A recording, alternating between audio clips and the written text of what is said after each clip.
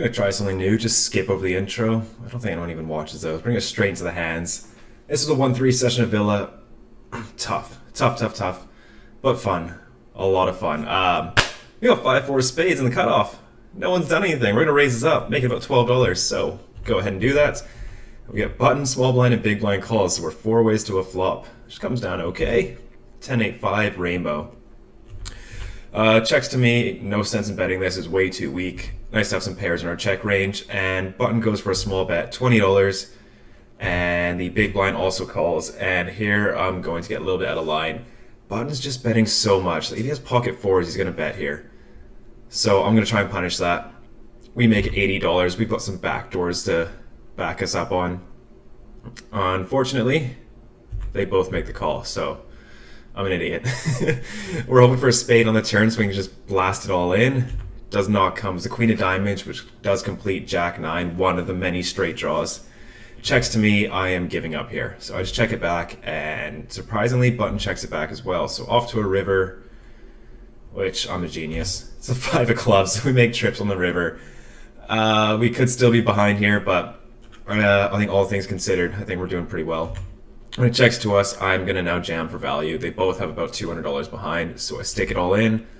They both take a little bit of time to think, but they both end up folding. So kind of hard to imagine what they had on the flop, maybe 6-7, 7-9, or maybe like a 10 for one of them, but really nice to pick that one up for the first hand of the session.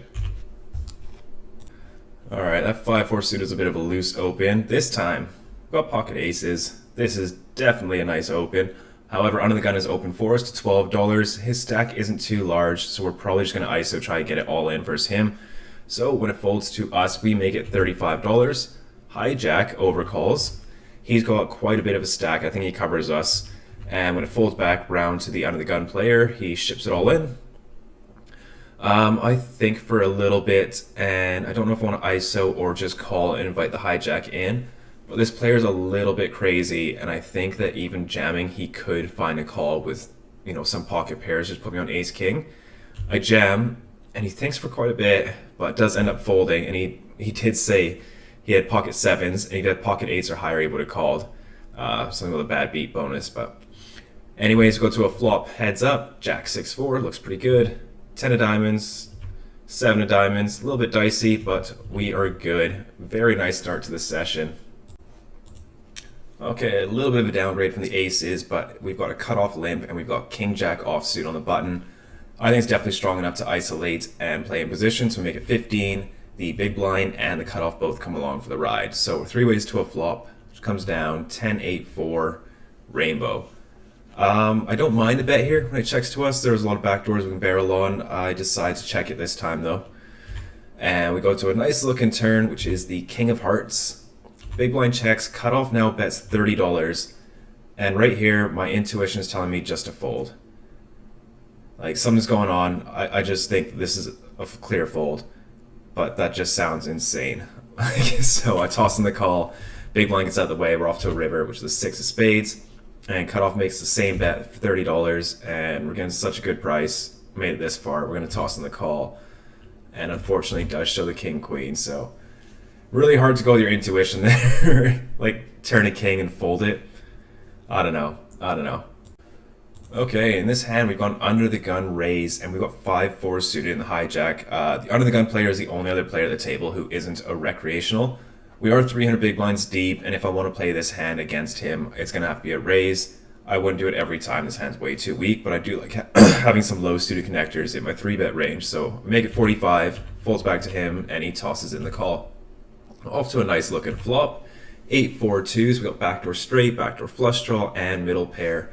He checks it to me, and I don't know if I want to bet all my hands at a small sizing on this flop, because it's not a flop he's going to hit too hard, because I do know that he limps pocket fours and pocket twos. I don't know if he open limps them. I know he over limps. I don't know if he open limps. So I think we can discount at least half the fours and twos from his range, just based on that. But he can't sell the pocket eights, but it's one hand. So I think because he doesn't have very many strong hands, he can't have any 2 pairs here, I think that betting all our hands makes more sense than having a check back range here. So I do go ahead and bet small here, $30. And to my surprise, he raises to 120. This just feels like either pocket 8s, 9s, 10s, or jacks. One of those hands really sucks. The other 3, I think we can float and get him off. But I just think we can find a better spot. We could absolutely punish him for this raise because we have all the strongest overpairs here. And neither of us really has any nutted hands. So, yeah, we could just float, call turn, and then just bluff river, but it's 1-3. There's no need to get out of line here. Maybe we move up in stakes. So we are actually just going to let this one go. Alright, we're looking down at 4 limps, and we have 9-7 of hearts on the button. Definitely going to go ahead and raise this up. Make it 27, and the first limper calls, and then the cutoff goes all in for a $65 stack. This is not really a hand I want to ISO with. Right, we're just going to jam, and we still have to win, and we only have 9 high. So I don't mind calling, letting under the gun player come along for the ride, because we still have to make our hand to win. So we call 65, and under the gun comes along. Coming out to a pretty good flop of ace 7-3 rainbow. Surprisingly, under the gun leads here for $65 into a dry side pot. My friend, you limp called. I have all the strong aces, but he doesn't care. When I see this is a weak ace.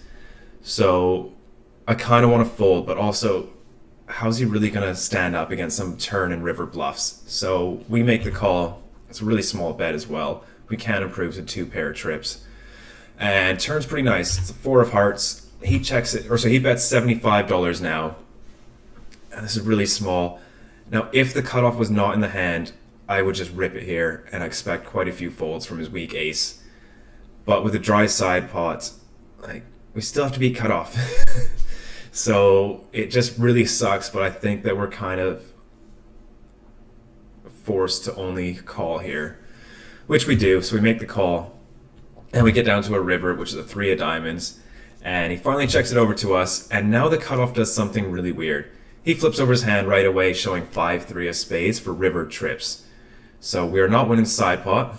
We're definitely not winning the main pot unless we put in a bluff. So there is, what is that, $150, $330 in the side pot, and he knows that he can't win the main pot now that the 5-3 is shown. So really we're only paying for the $330. So I'm going to go up 2/3 here, put him in a tough spot with a weak ace, because this is exactly how I play like ace king, aces, 7s, ace 7 suited, ace queen, ace jack, ace 10, ace 3. So we have all these strong hands. All he's got is a weak ace. So we make it 215 and he snap calls us. So I call.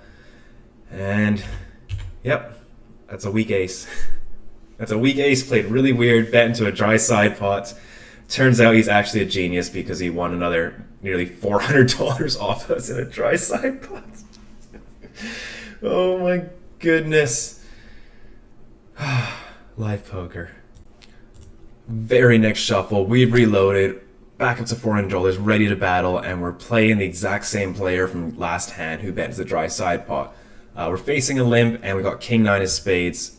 Definitely going to raise this up, make it $15, and we're going to go 3 ways to the flop, which is really nice. King 9-6, 2 diamonds. We flop top 2. They both check it over to me. I'm going to start with a small bet here, make it 15, and surprisingly, he raises $40. Under the gun folds and back to us. Do I want to 3-bet the flop? I don't think so. With a small raise like this, I assume he's just got king, queen, or ace, king. And we can play those turns pretty easily if they do come. Otherwise, he's pretty much drawing very slim here. So we are going to toss in the call, $40. And turn is all right. It's the 2 of diamonds. I don't expect this player to be raising flush draws. I think that's just not something he'll do, but he does continue betting, which is a little bit worrisome, $80. And we're going to make the call. So off to a river, hoping for a good one. 4 of spades is pretty good. He bets 105 here. I think raising is a little bit too thin, but I could get behind it. You know what, I do kind of like a raise if I do think he's on ace, king, king, queen. But I do think it is a little bit thin. So we toss in the call, and we get shown 10-6 of diamonds. So I don't know if he raises just pure flush draws, but I think having the pair plus flush draw might have put him over the edge to actually raise that hand there. So he's going to win quite a bit from us back-to-back hands. Nice hand, fella. All right, we've downgraded from King 9 of spades to Jack 9 of spades. We're facing a limp. We're going to open this up to $15. And cutoff comes along, so does the big blind and the original limper. So 4 ways to a flop. 8, 3, 5, 2 clubs. So we're pretty much done with this hand. But it checks all the way through, so hoping for an offsuit 10. Just what comes. Very nice. Big blind bets $35. Middle position also makes a call. We're getting incredible odds here to our 6 clean outs, so we're going to call, and cutoff also comes along. So we're still 4 ways to a river, which is okay. It's the jack of diamonds. We make top pair. Big blind now checks it. Middle position goes all in for his 56. Or that should be 66. It's a really small bet. And I think that we are good here against this specific player quite often. So I do toss in the call and hope the other two get out of the way, which they do. Unfortunately, middle position shows us 10-5 suited. Ouch, ouch, ouch. Another suited 9, this time 10-9 of clubs. Much nicer looking hand. Raise it up to $12. We only get 1 caller in the small blind, so heads up to a flop, which comes down pretty weird. Triple jacks. Interesting enough, he leads here for $15. I'm not buying this. What are you doing here? I don't even think this is a small pocket pair. This seems like ace high. Or maybe sometimes small pocket pairs. So we're going to toss in the call and see what happens on the turn. Turn's really good. The 9. So we turn with most definitely the best hand, unless he does have a jack. Checks it over to us. We're going to start betting for some value. So we make it $30 here. A little bit worried he has quads, but it's 1 card. And he makes the call. So off to a river, which eliminates all possibilities of him having a jack, because it's the final jack. We got counterfeited. And he snap leads for $120. Yeah, man, I know you have ace high. It's good. I'm never calling this with worse. Nice hand. We fold, of course. Alright, in this next hand we have ace jack off. We are going to open this up to $12 and we get a lot of calls, but I think we go 6 ways to the flop. Yeah, 6 ways to the flop with ace jack off. Not really what you want to see until the flop comes down jack 5-3 rainbow. Beautiful. Checks to us. We're going to start with a very small bet, $20. Surprisingly, only 1 person calls in the big blind, so we're heads up to the turn, which is the 9 of diamonds. I look over his stack and he's got like 1.5 SPR, so we don't need a big bet on the turn to get it all in on the river. I think we're just gonna go something under half pot, like 40%, and yeah, $50, nice. And he makes the call. So off to the river, which is not my favorite card. The 7 of hearts. It's getting a little bit connected. You know, jack 9, jack 7 are there, but it's not enough hands. When he checks it over to us, we're gonna shove here for value. And he snap calls, which is concerning, until he rolls over ace jack. It's a goddamn chop. Okay, the button straddle's on. We've got jack 10 of hearts in the big blind. Definitely going to raise this up. We make it 18, and the cutoff as well as the button come along for the ride. So, 30 ways to a really nice looking flop. Queen 9-5 with 1 heart. An open ender, backdoor flush draw. Definitely going to start betting here. Doesn't be too big, so we make it 20. The cutoff calls, and the button gets out the way. Off to a turn card, which is alright. It's the ace of clubs. A scare card, if you will. So we still want to get stacks in no matter what the river is. Unless the board pairs, then we'll have to do some thinking. So we do have to size up a little bit here. I make it 75. And it gets through. So, nice. Happy with that one.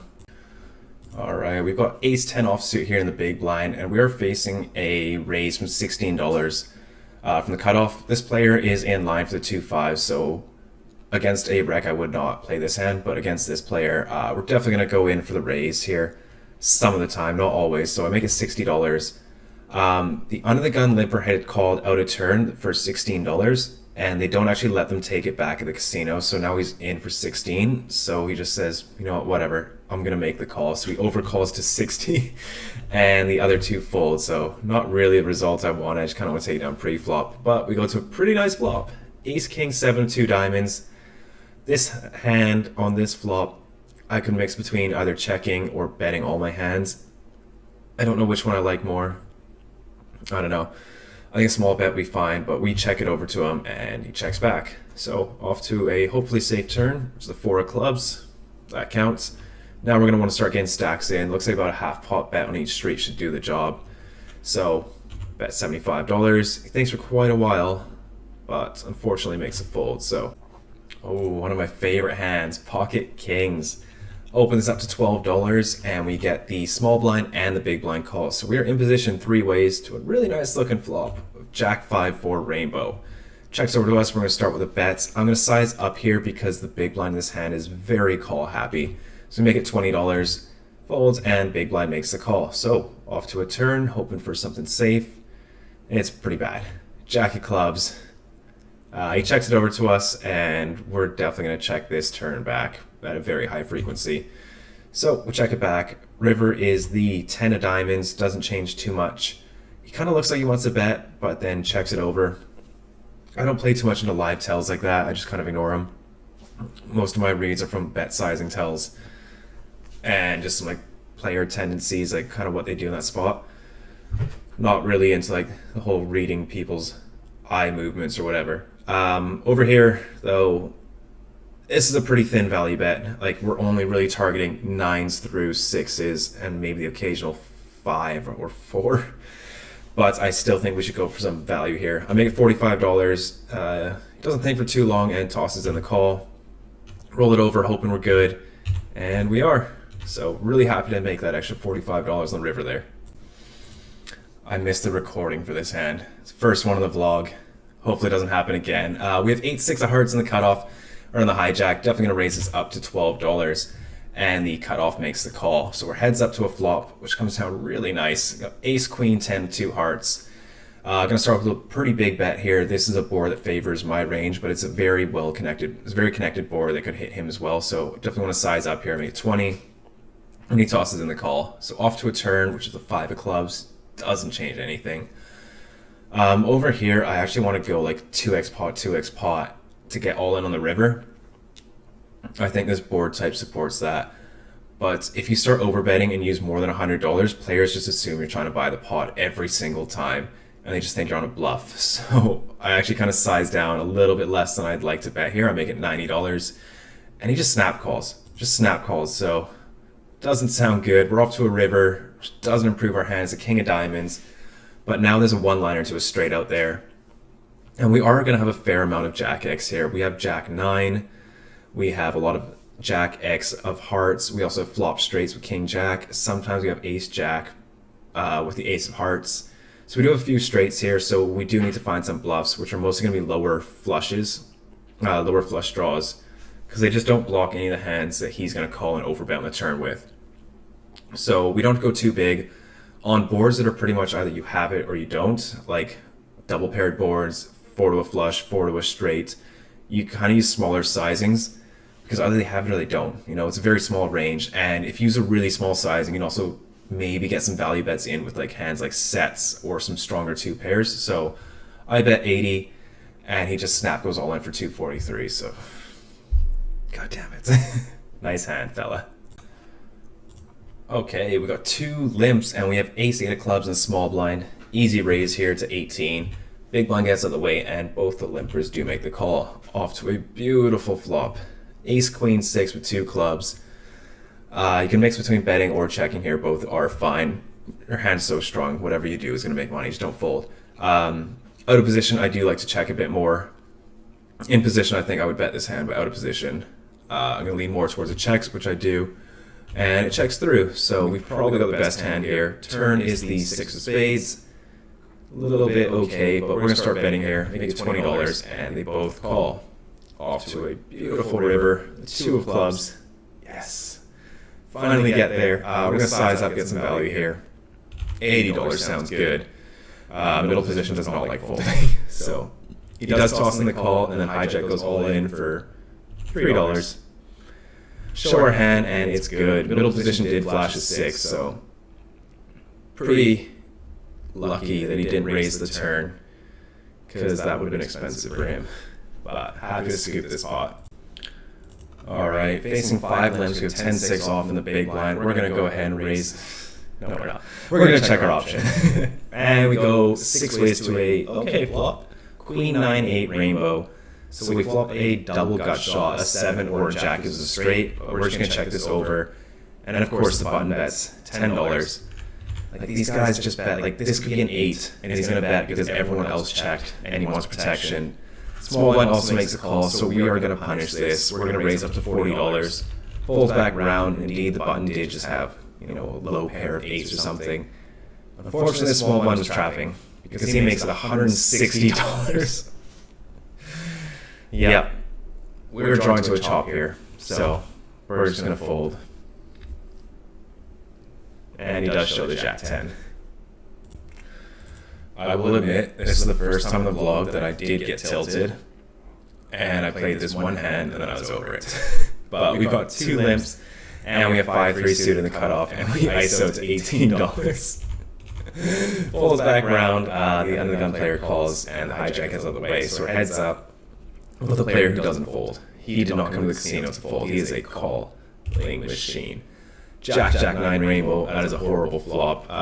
We're just going to give up here. I'm not bluffing this guy. So we check it back, see a turn of the 7 of diamonds, goes check.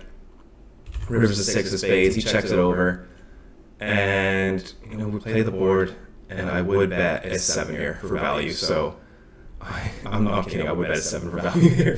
So I bet $15, and surprisingly, it actually gets through. So tilt over, never doing that again. Alright, we're playing our last 2 hands before we rack up. We got King 9 suited, under the gun +1. Now we're going to raise this up to $12. Middle position calls, so does the button. There it is. So we're 3-handed, off to a pretty okay flop. King 7-4 rainbow. Out of position, definitely not wanting to bet this here. It's a bit too weak, so we check it over and it checks round. So feeling pretty good about my hand now. Turns to 6 of spades. It's a little bit dangerous, but we are going to start building this pot now. We make it 25, a size up a little bit here. Middle position calls, and so does the button. So pot's getting a little bit big here for a 1 pair. River is the Queen of Hearts. About as good of a card as I could have asked for without being a 9 or another king.